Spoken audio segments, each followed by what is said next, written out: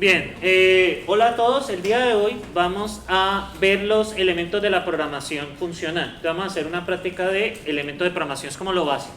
Ya la próxima semana entramos a recursión. Por lo tanto, la próxima semana les presento el taller porque el taller es estrictamente de recursión, ¿vale? La próxima semana sí ya empezamos las temáticas del curso ya en forma. Entonces, vamos a hablar de elementos básicos, algunas generalidades sobre el lenguaje. Vamos a hablar del RPL, que es Real Eval Print Loop, que es lo que hicimos ahorita. Expresiones y evaluación. Vamos a hablar de estrategias de evaluación y terminación. Vamos a hablar del modelo de sustitución, evaluación y terminación. Vamos a hablar de condicionales y definición de valores. Expresiones condicionales, definición de valores. Vamos a ver el método de Newton para calcular la raíz cuadrada como ejemplo. Básicamente es un método iterativo. No, igual lo van a ver el próximo semestre, don't worry. Y vamos a hablar de bloques y alcance léxico. Entonces, todo lenguaje de programación que nos va a proveer expresiones primitivas representando los elementos más sencillos. Entonces, por ejemplo, un número, una cadena de texto, un booleano, son elementos de los más sencillos, no se pueden dividir en partes. Vamos a ver cómo podemos combinar expresiones a través de operaciones. Y la manera de abstraer expresiones permitiendo nombrarlas y luego referirse a ellas por un nombre. A eso se refieren de las ligaduras que vamos a hacer con los bytes, básicamente, a eso se refiere. Bueno, básicamente el RPL es un intérprete que trabaja sobre escala. Python también lo tiene, ¿sí? Yo lo he estado usando delante de ustedes.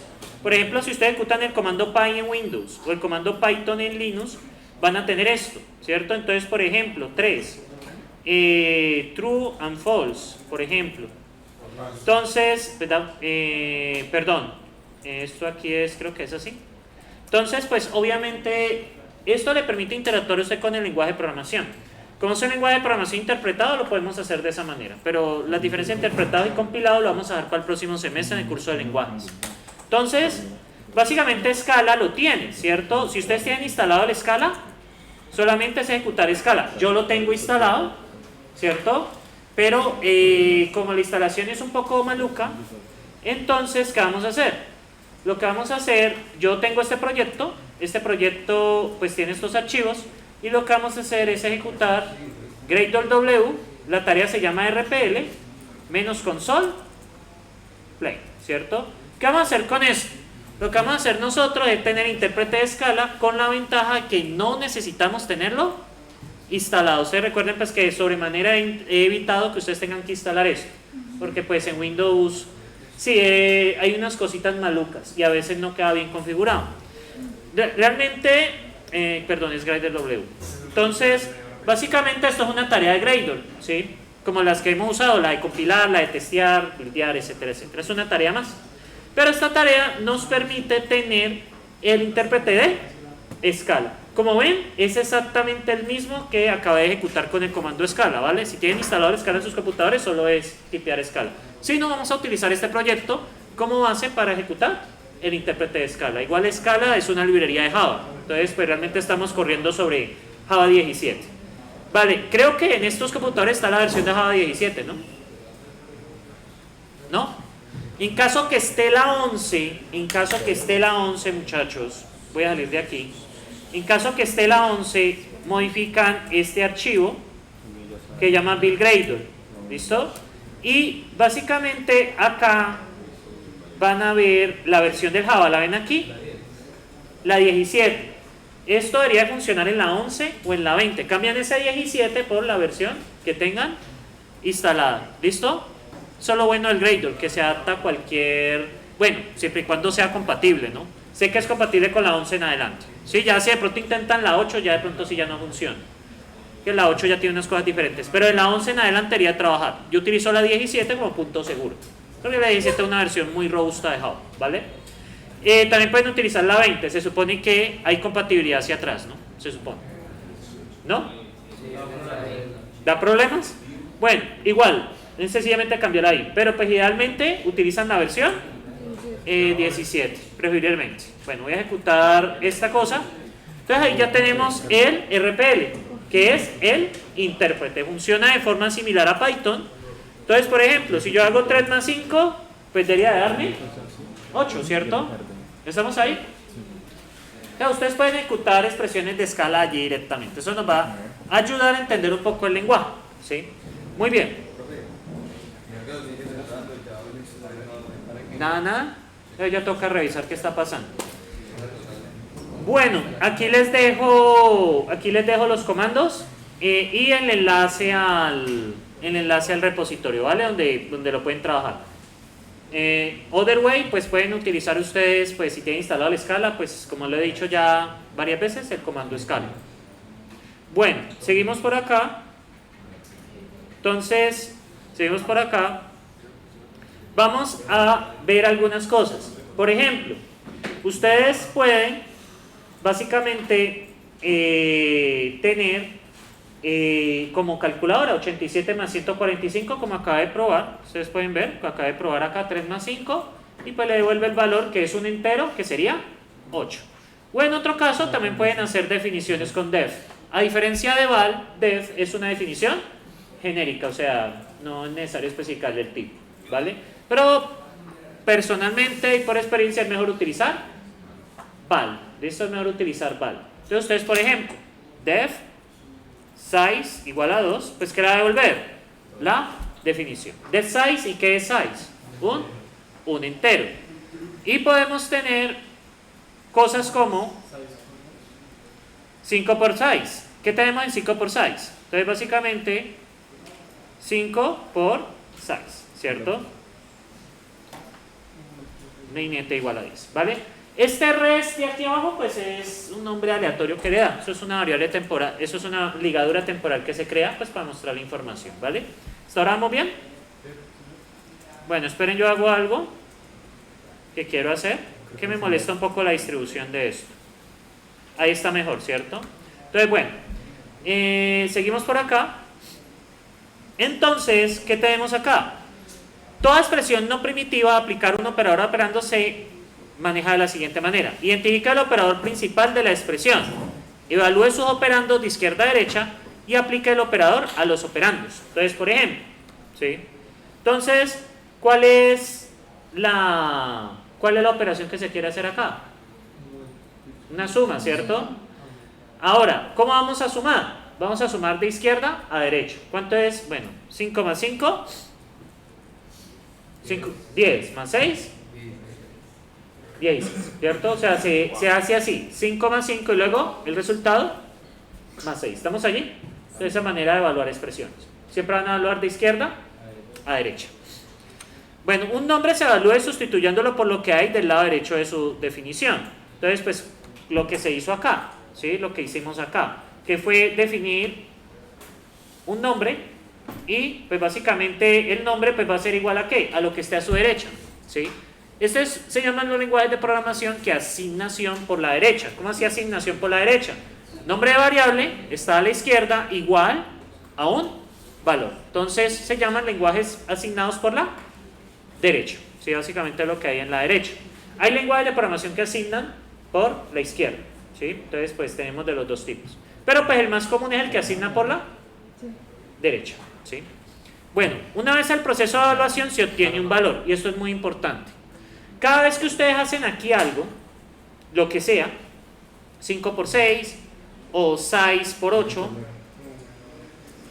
miren, ¿en qué termina siempre esto? ¿En qué termina siempre esto?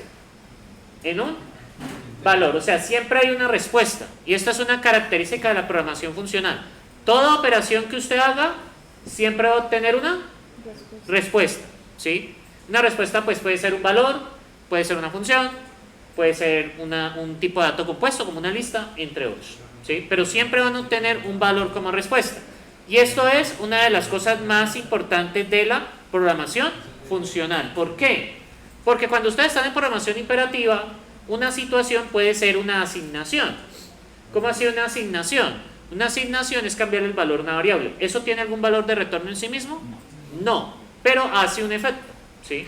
Que es lo que ustedes ven en programación funcional. Mayores detalles de esto se hablarán en el curso de lenguajes de programación, ¿sí? Que se explicará pues cuál es la diferencia entre asignación y ligadura. El proceso de evaluación, bueno, una vez que se tenga un valor, eso es lo que yo estaba diciendo, por ahora es un número, pues como les mencioné puede ser cualquier otro tipo de dato. Bien, ¿cómo se evalúa la expresión 2 por size? Por size. Entonces, 2 por size por size. ¿Cómo se evalúa esto? Empezamos por la izquierda, pero como hay una prelación de paréntesis, ¿cierto? Entonces vamos a evaluar primero los paréntesis de la izquierda. Entonces 2 por size, ¿cierto? Size vale, si no estoy mal, 2, daría 4. Y por size, 8. Entonces ahí estaría, 8. ¿Sí? Entonces eso es como se evalúa esta expresión.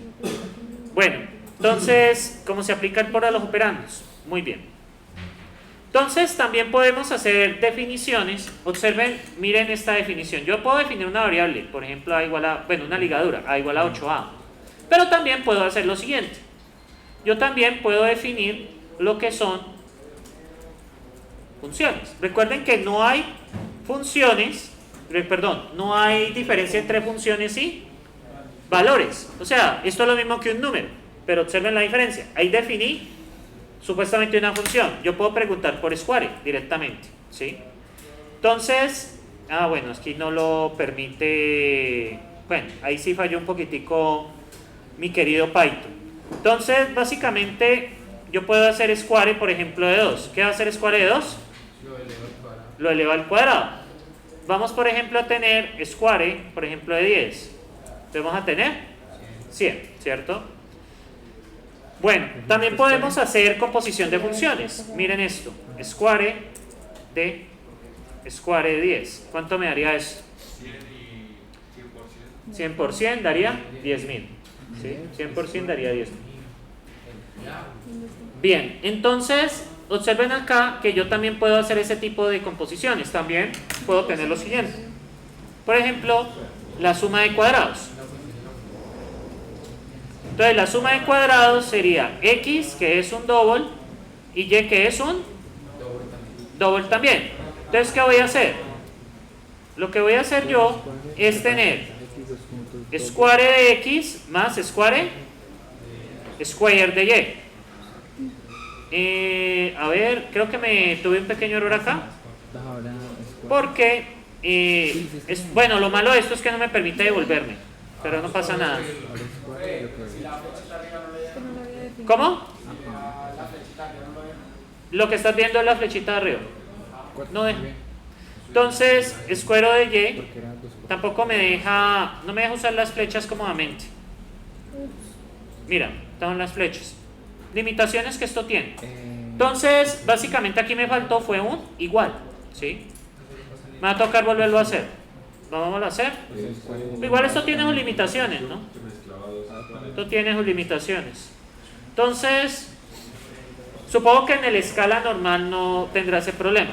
Vamos a definir la función square de x, que es un double, y me va a devolver ¿qué? X por x. Luego tenemos suma de squares.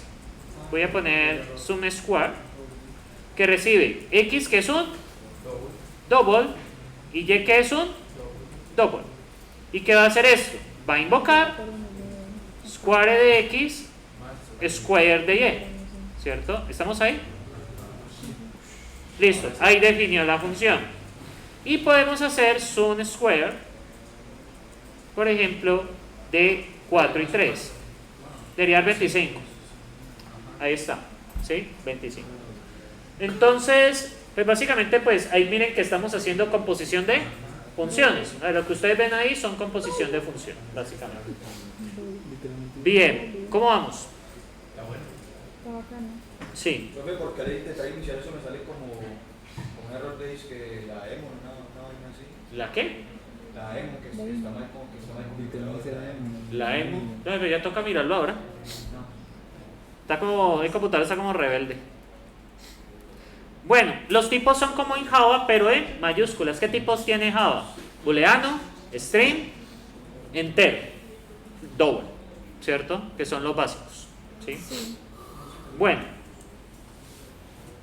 aquí está sum square. La aplicación de funciones con parámetros se evalúa de manera similar a las expresiones no primitivas. Reemplace los argumentos de izquierda a derecha. Reemplace la aplicación de la función del cuerpo, lado derecho del igual. y reemplace en ese cuerpo los parámetros formales de argumentos netamente evaluados. Y por ejemplo, ¿cómo sería este caso? Sum squares de 2 más 2. Primero toca resolver lo que hay adentro. Entonces, ¿qué es lo que vamos a resolver? 2 más 2 es 4, ¿cierto? Entonces, cualquier operación que haya acá debe resolverse antes de ejecutar la función, ¿vale? Eso es de antes de ejecutar la función. Y la suma de square, entonces daría 3 de 4. Entonces, vamos a eso. Entonces, básicamente, por ejemplo, sum square. Por ejemplo, si yo dijera square de 4 más 3, coma, square de square, de 9 por 2, coma, 8 más 9, ¿qué se resolvería aquí primero? Pues lo primero, recuerden que hablamos de izquierda a derecha. Entonces, vamos a ver, deberíamos de resolver primero esta primera llamada. Entonces daría square de 7, ¿cierto? Square de 7. Y luego vamos a intentar solucionar este. ¿Cómo se solucionaría este? Entonces vamos a ver, hay que solucionar este. Primero solucionamos el de la izquierda, pero la izquierda requiere que los argumentos se resuelven. Entonces daría square de 18. Y luego se resuelve el 8 más 9, 17. Luego se resuelve este square. Y finalmente, ¿de 18? Ahí está. ¿Está aquí?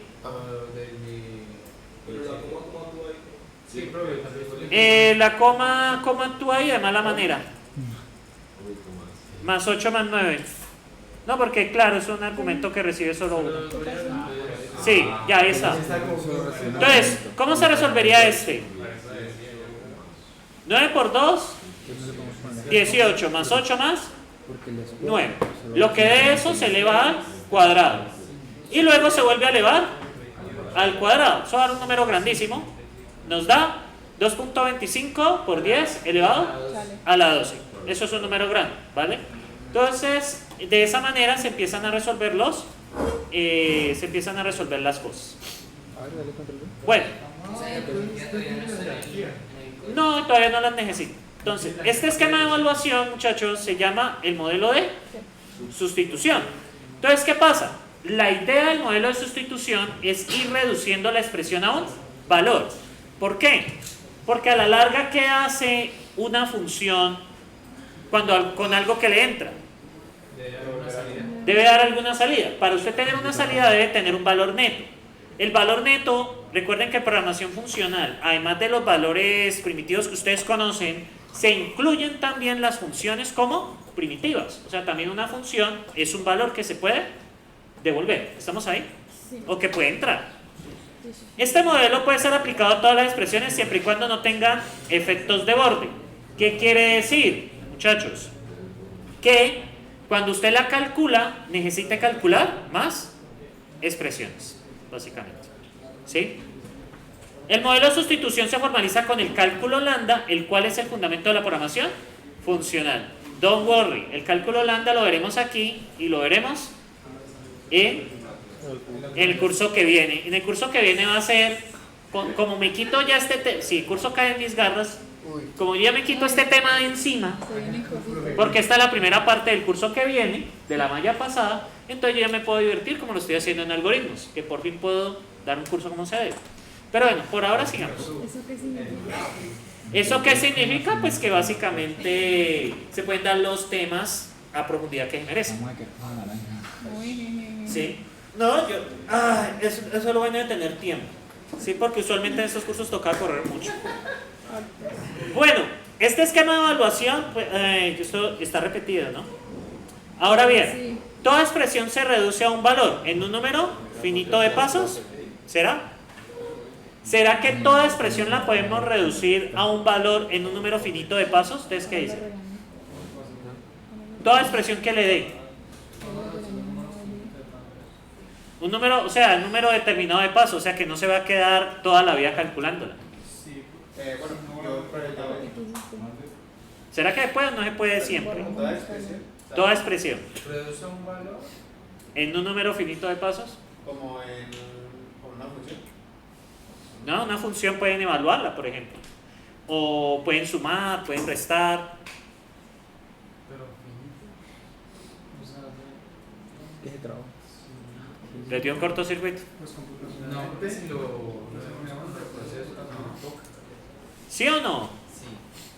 Sí, no, llama a un amigo.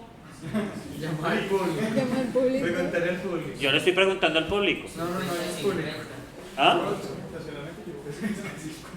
Bueno, la respuesta es depende. La respuesta es depende.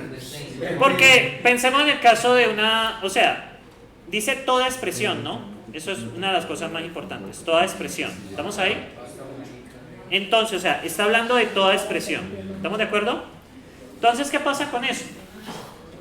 Hay unas expresiones que, por ejemplo, una función recursiva que no tenga condición de parada.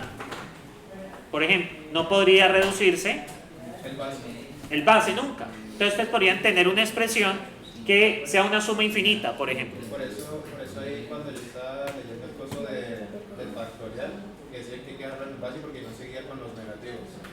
Exacto. Lo bueno es que los factoriales de los negativos no están definidos así, son de otra manera, pero sí, no están definidos de esa manera. Sí, correcto. Entonces, ¿qué pasa? Las expresiones sencillas sí las podemos reducir en un número finito de pasos. Háblese de suma, aplicación de funciones sencillas o algunas otras operaciones. Pero cuando se trabaja en definiciones recursivas, tenemos que tener presente de que siempre debemos llegar ¿a dónde? Al paso base. O sea que es el valor que se calcula directamente. Igual la próxima semana vamos a abordar eso ya pues completamente. ¿Qué pasa pues en los diferentes casos de recursión? Entonces, en lugar de reducir los valores antes de aplicar la función, se podría aplicar primero la función a los argumentos sin reducir. Esta es otra manera. Y se llama evaluación por nombre. Se llama call by name, CBN, en contraposición del modelo de sustitución que se llama evaluación por valor. Entonces, ¿qué pasa aquí? Básicamente ustedes van a pasar la operación directamente como argumento. ¿Sí? Entonces, sum squares de 3, 2,2. ¿A qué se reduce? Square de 3 más square de 2, coma 2. Bueno, 2 más 2. Ajá, 2 más 2. Tendríamos 3 por 3, que es square, y tendríamos square de 2 más 2, que básicamente, bueno, recuerden que se evalúa primero por la izquierda. Entonces terminamos lo de la izquierda, sería 9 más square de 2 más 2. Y luego tendríamos 9 de 2 más 2 por 2 más 2. Tendríamos 9 de 4 por 2 más 2. Recuerden que primero se hace lo de la izquierda. Luego 9, 4 por 4, 9 más 16, tendríamos 25. ¿Ven la diferencia de los dos modelos computacionales? El de llamado, el de sustitución, que básicamente antes de llamar la función, resuelve. Y este que básicamente pues no me importa, lo paso igual y voy a resolver las operaciones al final. Obsérvese que al final llegamos a operaciones sencillas. ¿Sí? Al final siempre en cualquier caso vamos a llegar a operaciones sencillas. Y a esta estrategia se le denomina evaluación por nombre. Ok. Ambas estrategias reducen el valor final siempre y cuando la evaluación sea puramente funciones y ambas evaluaciones terminen, porque pues podemos tener evaluaciones que no terminan. La evaluación por valor tiene la ventaja que evalúa un argumento cada vez. Y la evaluación por nombre tiene la ventaja que si un argumento no es usado en el cuerpo de la función, dicho argumento no se va a ver evaluado nunca. ¿Sí ven allí la diferencia? Entonces, por ejemplo, ustedes tienen una función que tiene A y B, pero B nunca lo usan. Entonces, ¿qué sentido tiene evaluar B? ¿Sí? Entonces, el primero evalúa todo desde el principio y el otro evalúa básicamente por necesidad. O sea, es una evaluación por necesidad. O sea, cuando yo necesito la operación, hago la evaluación. De otra manera no la hago. ¿Sí? Entonces, son las dos maneras de trabajar. Preguntas sobre evaluación por valor y evaluación por nombre. Está bastante claro, creo. Considera la siguiente expresión. Entonces tenemos tests x y y, x por x. Para cada caso a continuación, analice cuál es más eficiente o si son iguales en el número de pasos de la reducción. Entonces, ahí tiene trabajo.